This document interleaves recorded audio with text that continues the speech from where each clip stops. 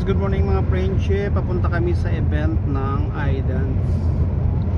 Idance Kiss, semi-final nila ngayon. So, ayan ang kasama si Ricky Molena. Hello. Shout out. Hello sa lahat ng kababayan. Diba? Ang lamig. Ayan, may dala siyang flower. From WFDC. Ayan, sponsor siya. Diyos ko, pagkalayo-layo ng event nila.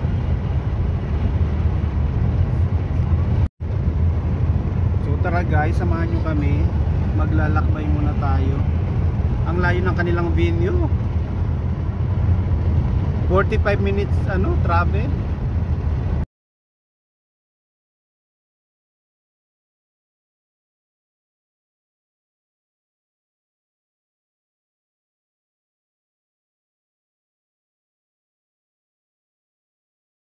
Ayun. Ang aming taga-Maniho. Bakit dito? Parang tayo ang un. Parang tayo nga naun. Diyos ko. Ito lang talaga. Ay, ito. Bitaw na. Parang nandito na. Sino nandito? Good morning. Ay. Good morning. Hello. Wala pa sila Maui? Wala pa po. Hay, Diyos ko, para tayo ang parang tayong producer. Swimming pag tayo, no? Para magdamagan. Ang maganda kasi dito nakakaingay. Makakapag-ingay, oo. Pero mga may ano pa. Diba? Diyos ko. Parang tayo. Wide no sa?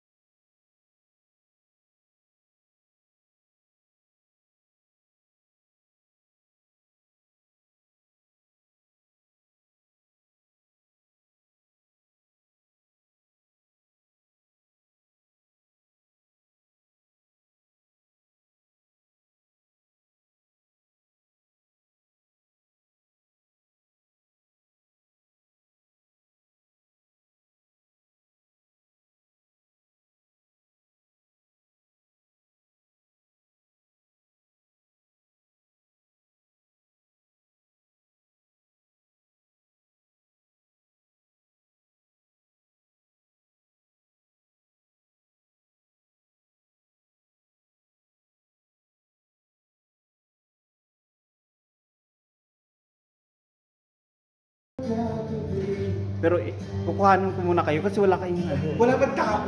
Okay lang, sige. Kasi to?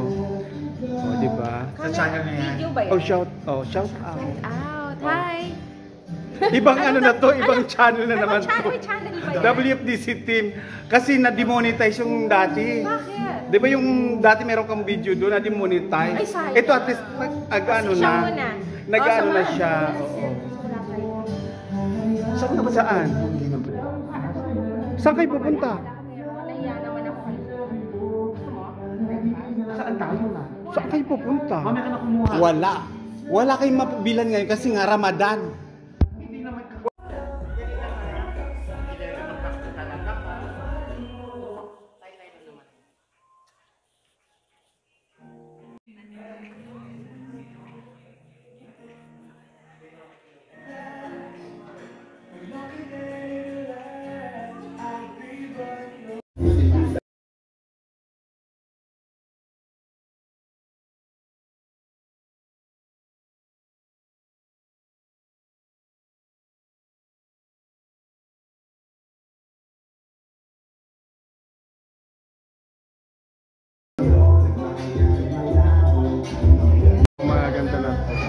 Hello.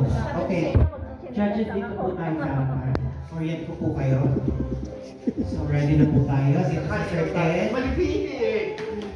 Sir Ted. Sinong wala sa judge natin? Choreography. 20% music and theme. And yung 10% po sa virtual gift yun sa Puma na yan. So, total of 90. Pero dyan sa sheet nyo, naka-individual pa yan. Okay, meron pa yan 40, 30, tsaka 20. So, 90%. So, as much as possible, siguro 80 ang low, 75 ang lowest. So okay lang na hindi na namin Yes. putulin. Diretso na kami sa average. Average na. Pwede na. Oo. Pwede silang mag-average. Kasi naka-total yan na. Hindi naman nila malalaman, kami nila naman. Opo. Kasi kung ano kayo ay hindi, bullshit. Pero Naka-ano na yan eh. automatic na siya. Automatic na Naka-solution na yan eh. Okay. So, 35? Huwag naman. 35. Sige, 35 plus 20. Ha? Plus 10. Ayun, see, 65 na. So, kailangan natin ma-meet yung Ang 75. performance mo, ang ceiling mo, 35. Kunyari pa lang, 35. Para ma-meet lang natin yung 75. Hindi, ganito gawin mo. Motivation for them. Kasi ngayong 11 sila, di ba? Minus 1 kasi fast track na siya. So, 10. Yung 10 na yan, 5 lang ang makakapasok sa kanila sa Grand Finals. So, 6. Magkikita-kita silang 6 sa Grand Finals. Okay? And the Grand Finals, we have Plan A, isang banquet hall. Plan B, sa Philippine School, SPIS. Okay? I-combine score po kasi nung last episode.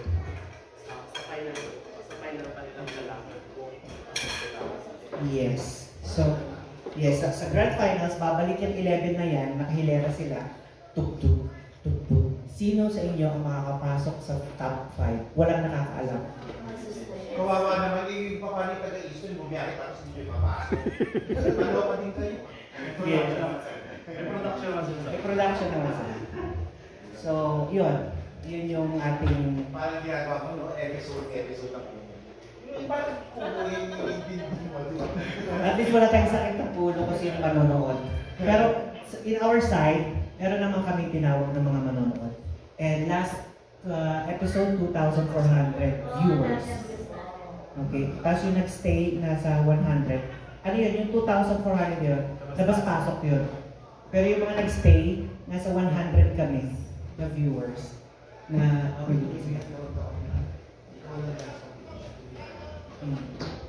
Tapos ayun nga, may nagtampong isa. Okay, i-share ko lang naman. I have no against sa mga kasali sa kanila. So, hands-on ako sa pagdating sa mga contestants. My rules is simple and basic. Follow me at ako ang batas. So, hindi ko kayo papahamak, kayo walang babaguhin sa ating guidelines. Usually, may mga time talagang mas magaling pa tayo sa organizer.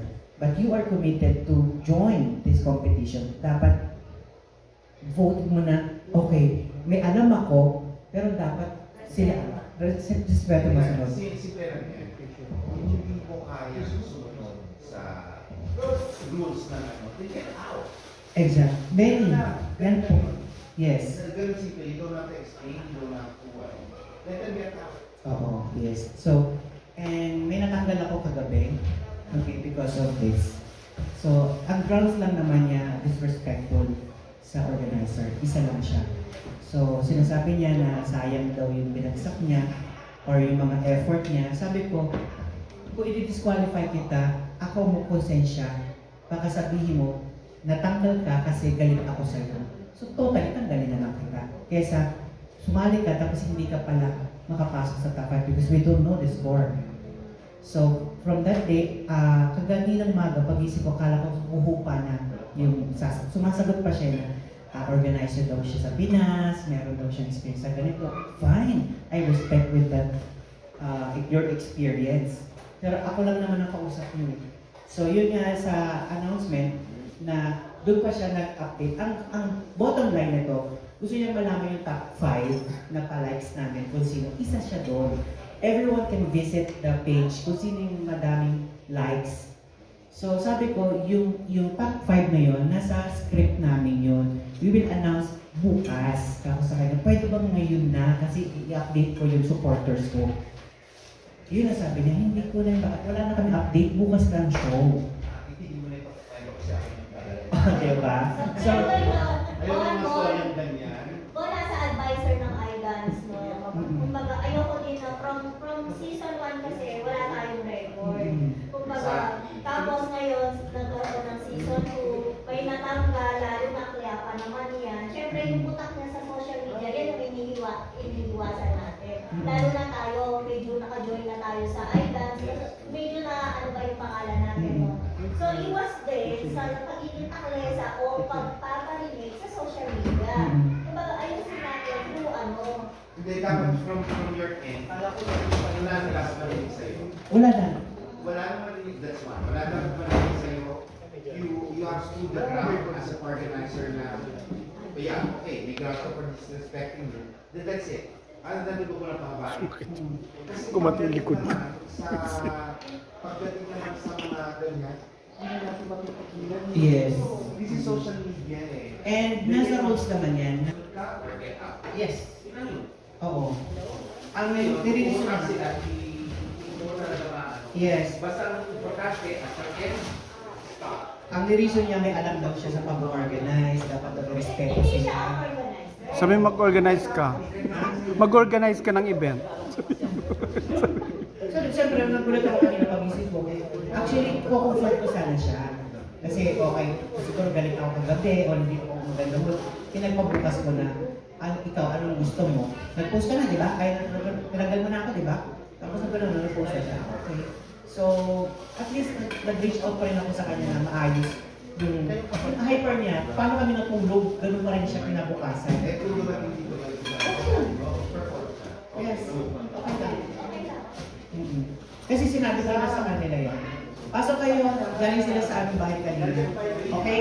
Si Sir Ricky na lang nitay natin na si Sunny. Sunny, dito ka, Sunny. Kung patagisan si sa akin na namin.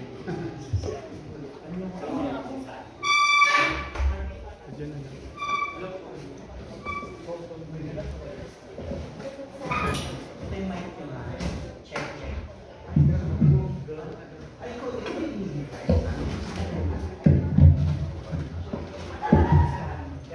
Birthday niya ngayon. Happy birthday, Sunny. Nagpakain siya sa bahay kanina. With our MU.